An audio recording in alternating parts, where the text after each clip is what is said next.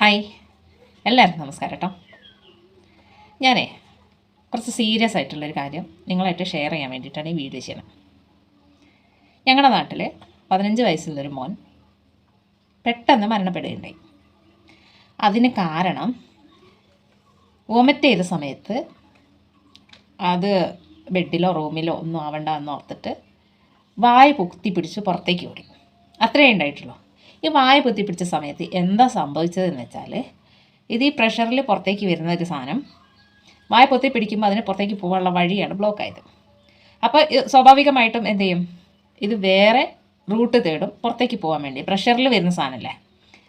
അങ്ങനെ വായ പൊത്തി പിടിച്ച കാരണം കൊണ്ട് തന്നെ അത് തിരിച്ച് പോയ സമയത്ത് ശ്വാസകോശത്തിലേക്ക് ഈ ഛർദ്ദിച്ചതിൻ്റെ അവശിഷ്ടങ്ങൾ ഇറങ്ങി ആ കുട്ടി ഒരു 10 മിനിറ്റിൻ്റെ ഉള്ളിൽ മരണപ്പെട്ടു എന്നുള്ളതാണ്. ആദ്യം നിങ്ങൾ ഈ വോയിസ് ഒന്ന് കേട്ട് നോക്കിയിട്ടോ. അതിനുശേഷം ഞാൻ ഇതിനെക്കുറിച്ച് കുറച്ച് കാര്യങ്ങൾ പറഞ്ഞുതരാം. എല്ലാ കൂട്ടുകാർക്കും നമസ്കാരം. ഈ വോയിസ് മെസ്സേജ് ആരും കേൾക്കാതെ പോകരുത്. ഇത് എൻ്റെ വൈഫിൻ്റെ ഒരു സ്വന്തക്കാരനാണ്. തെക്കുന്തലയാണ് വീട്, കൽപ്പറ്റ. 17 വയസ്സായ മോനാണ്, +2 പഠിക്കുന്നു. ഒറ്റ മോനുള്ള അച്ഛനും അമ്മയ്ക്കും. നല്ലൊരു മോനാണ്. ഞങ്ങളെപ്പോഴും പോലും ഞങ്ങളുടെ അടുത്ത് വരുന്നു. ഞങ്ങളായിട്ട് ഭയങ്കര ഒരു ഇതുള്ള മോനാണ്. കുട്ടി ഇന്നലെ രാത്രി ഭക്ഷണം കഴിച്ച് ലേറ്റായി കിടന്നുറങ്ങി. ഉറക്കത്തിൽ ദഹിച്ചില്ലാന്ന് തോന്നുന്നു. എന്തോ ഛർദ്ദിക്കണം തോന്നി എണീച്ച് ഛർദ്ദിക്കാൻ വന്നപ്പോൾ ബെഡിലാവുമല്ലോ റൂമിലാവുമല്ലോ പേടിച്ച് വായ പൊത്തി പിടിച്ച് പുറത്തേക്ക് ഓടിയതാണ്. അതിനിടയ്ക്ക് ഭക്ഷണം തിരിച്ച് ലെൻസിലേക്ക് ഇറങ്ങി 10 മിനിറ്റ് കൊണ്ട് കുട്ടി മരിച്ചു. ഹോസ്പിറ്റലിൽ എത്തുന്നതിന് മുന്നേ കുട്ടി മരിച്ചു. അപ്പോൾ ഡോക്ടർ പറഞ്ഞത് ഫുഡിൻ്റെ വേസ്റ്റ് ലെൻസിലേക്ക് കയറി, അതാ വായ പൊത്തി പിടിച്ചപ്പോൾ പ്രഷർ കൊണ്ട് തിരിച്ച് ലെൻസിലേക്ക് ഇറങ്ങിയതാണ്.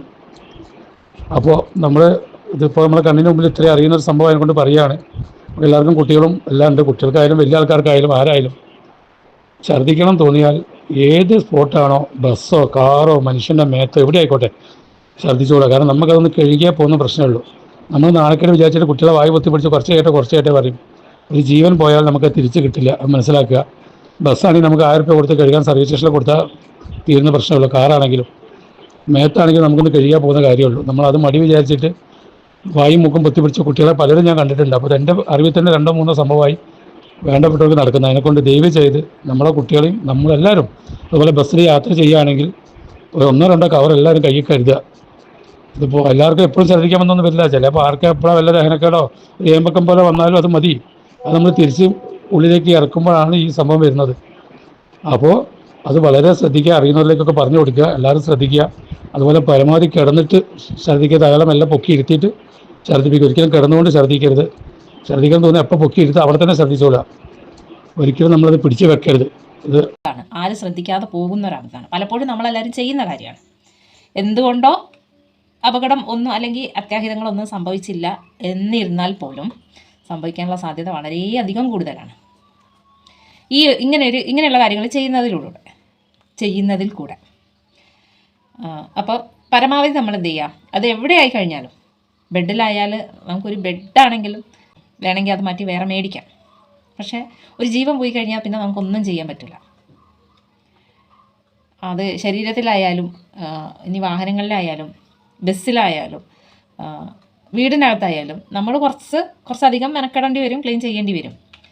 എന്നാൽ പോലും ഇങ്ങനെയുള്ള അബദ്ധങ്ങൾ ആരും കാണിക്കാണ്ടിരിക്കുക, മക്കളോട് ചെയ്യാണ്ടിരിക്കുക, മക്കളെ കൊണ്ട് ചെയ്യിക്കാണ്ടിരിക്കുക.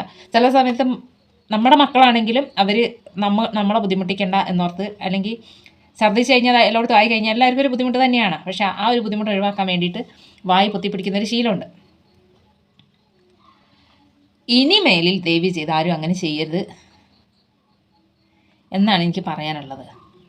ഇത് വേറെ എവിടെയല്ല, നമ്മുടെ സ്വന്തം നാട്ടിൽ നടന്നൊരു സംഭവമാണ്.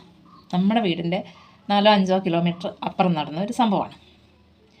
അതുകൊണ്ട് തന്നെ നമ്മുടെ ചുറ്റുവട്ടത്ത് ഇങ്ങനെ ഒരു കാര്യം നടക്കുന്ന സമയത്തെങ്കിലും നമ്മൾ ഇതിനെക്കുറിച്ച് പറഞ്ഞിട്ടില്ലെങ്കിൽ ഇനിയും ഇതേപോലെ ഒരുപാട് പേരുടെ ജീവിതത്തിൽ സംഭവിക്കാവുന്നൊരു ദുരന്തമാണ് ഞാനിപ്പോൾ ഇവിടെ പറഞ്ഞത്. അതുകൊണ്ട് ഇപ്പോൾ ഈ വോയിസിൽ തന്നെ പറഞ്ഞിട്ടില്ലേ, അച്ഛനും അമ്മയ്ക്കും ആകെ ഒരൊറ്റ മോനേ ഉള്ളൂ, ആണായിട്ടും പെണ്ണായിട്ടും. അതാണ് ഈ ഒരു എന്താ പറയുക, അശ്രദ്ധ മൂലം അല്ലെങ്കിൽ പെട്ടെന്നുണ്ടായ ഒരു അറിവില്ലായ്മ മൂലം ആ മോന് അവർക്ക് നഷ്ടപ്പെടാം, മാതാപിതാക്കൾക്ക് നഷ്ടപ്പെട്ടത്. ഇനിയിപ്പം നമ്മൾ അതിനെ കഴിഞ്ഞു പോയതിനെക്കുറിച്ച് ഒന്നും സംസാരിച്ചിട്ടൊരു കാര്യമില്ല.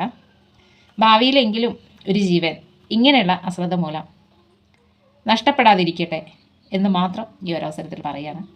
വീഡിയോ ഇഷ്ടപ്പെട്ടാൽ ലൈക്ക് ചെയ്യുക, നിങ്ങളുടെ അഭിപ്രായങ്ങൾ കമൻറ്റ് ചെയ്യുക. ചാനൽ സബ്സ്ക്രൈബ് ചെയ്യാതെ ആരെങ്കിലും വീഡിയോ കാണുന്നുണ്ടെങ്കിൽ ജസ്റ്റ് ഒന്ന് സബ്സ്ക്രൈബ് ചെയ്യുക. അപ്പോൾ അടുത്തൊരു വീഡിയോ ആയിട്ട് വീണ്ടും കാണാം. അതുവരയ്ക്കും എല്ലാവർക്കും